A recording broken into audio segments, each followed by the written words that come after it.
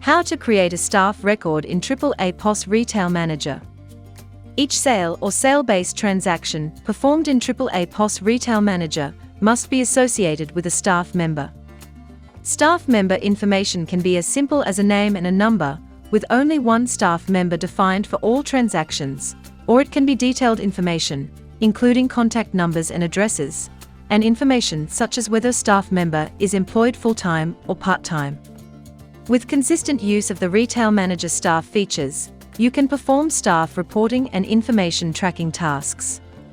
You can record and report on staff commission on sales across your whole range of stock items or for specific items. Details of transactions, sales, lay-bys, goods received, payments, orders, special customer orders, sales orders and quotes that a staff member has processed can also be recorded. AAAPOS RetailManager assumes that you have defined a staff member for each person who will be making a sale, receiving goods, and so on. The staff number is a unique ID you enter in a transaction window. It can be alphanumeric and up to 15 characters. The staff number is used when making sales and receiving goods, for example.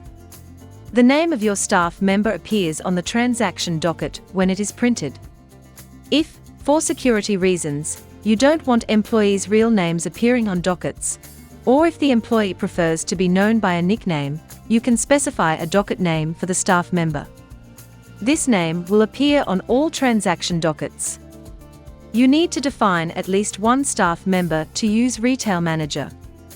If a single staff member uses the system most of the time, you have the option of setting a default staff number, which will appear automatically in the staff number field each time you open a transaction window. If you have several staff members, but don't want to create a record in RetailManager for each of them, you can create a generic staff number such as sales, which every staff member will use when making a sale. Staff records are created and edited in the staff window. If you're creating individual staff records for all your members of staff, it's a good idea to enter as much information as possible and keep the information up to date. Go to the Information menu and choose Staff, or press Ctrl+F on your keyboard. The staff window appears. Enter a staff number or identifier. If you want to specify the staff ID for a staff member, enter it in the staff field, making sure that you have not already used it, and press Enter. A question window appears. Click Create. Alternatively, if you want RetailManager to automatically allocate a unique staff number, press F5. The word New is displayed in the staff field.